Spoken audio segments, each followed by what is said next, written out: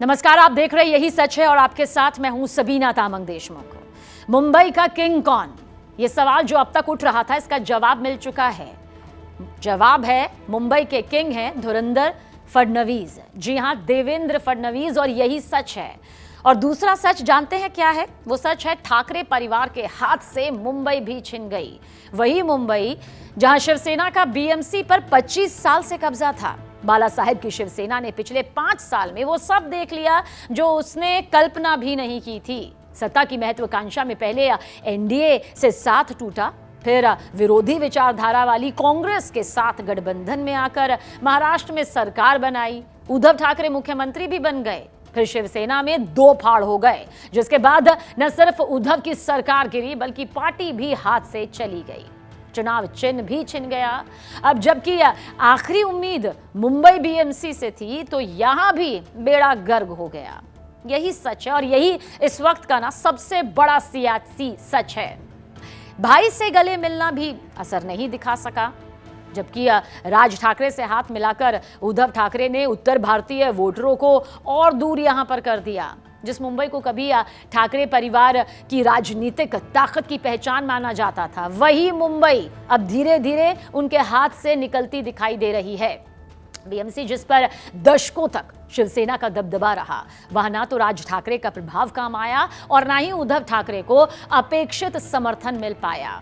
सवाल साफ है, आखिर 25 साल पुराना वर्चस्व, वो मजबूत वजूद, वो सबसे शक्तिशाली अस्तित्व क्यों कमजोर पड़ा? और ठाकरे परिवार के सामने अस्तित्व का संकट इतना बड़ा कैसे खड़ा हो गया?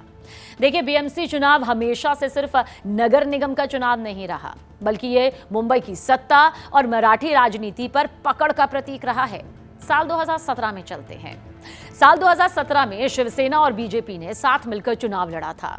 उस चुनाव में बीजेपी को बड़ा फायदा हुआ और उसके कॉर्पोरेटर्स की संख्या 31 से बढ़कर 82 हो गई, 82, जबकि शिवसेना 84 सीटों के साथ सबसे बड़ी पार्टी बनी रही और मेयर का पद भी उसी के पास रहा। लेकिन इसके बाद राजनीति का पूरा समीकरण बदल गया।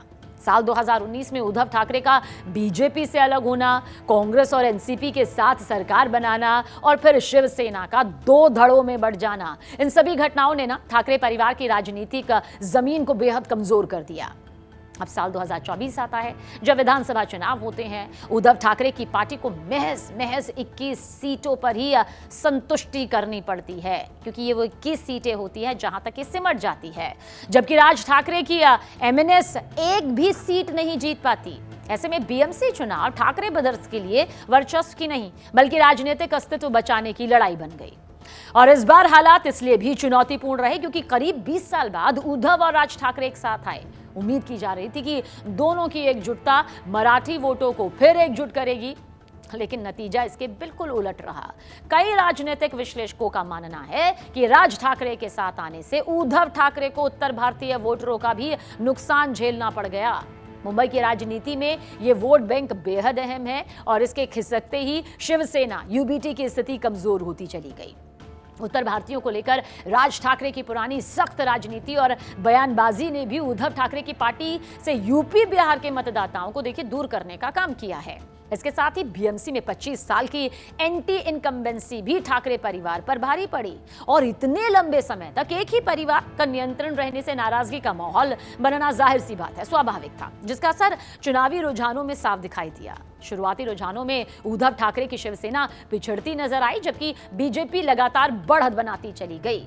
मराठी मानुष, इसकी राजनीति भी अब पहले जैसी प्रभावी नहीं दिखी। राज ठाकरे उद्धव ठाकरे साथ तो आ गए, ठाकरे ब्रदर्स आज भी मुख्य रूप से मराठी वोटों पर ही निर्भर नजर आए, जबकि बीजेपी ने इसी वोट बैंक में सेंध लगाने की रणनीति अपनाई। उत्तर भारतीय, गुजराती और दक्षिण भारतीय मतदाताओं के साथ साथ मराठी वोटरों को साधने की कोशिश में बीजेपी को इस बार आंशिक सफलता मिलती दिखी। अब सवाल यह है कि ठाकरे परिवार की आगे की रणनीति क्या होगी? इतना बड़ा झटका, सबसे बड़ा झटका जो लगा है।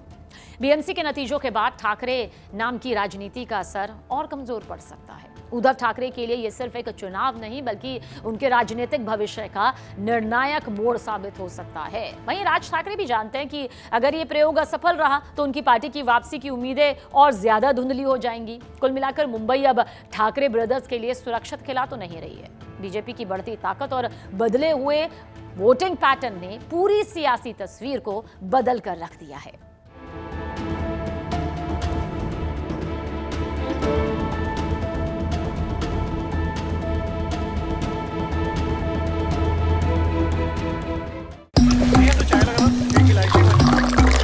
यहाँ ताजा खबर के साथ हर दिन की शुरुआत कड़क है। आमने सामने बैठ रखते हैं बात पूरे दम से, आराम से। चर्चा होती है बेधड़क। यहाँ किस्से कहानियों में बोल सरल और अंदाज बेहद कड़क मिलता है। जीने में एक तेवर है जो आता है सही ज्ञान, जानकारी और उससे कमाई कड़क नोट से। इधर मौके पर चौका नहीं छक्का लगा जलवा दिखाते हैं। कड़क क्रिकेट से अपने रोमांच को जो बढ़ाते हैं। यहाँ की हर बात का मिजाज एक है, मिजाज कड़क। आपका अपना YouTube चैनल कड़क लाइव बेधड़क। शब्द कम, एहसास गहरे। कहानी उतरेगी हल्के से, असर छोड़ेगी कड़क। कड़क लाइफ बेधड़क।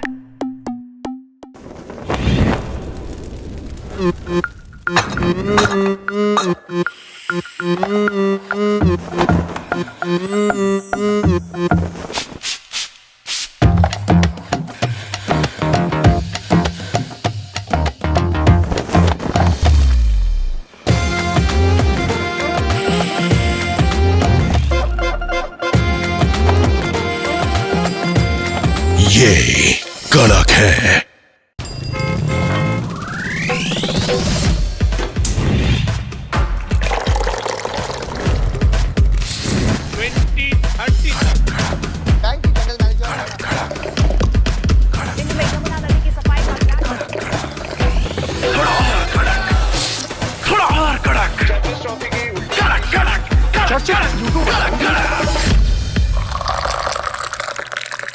ये कड़क है।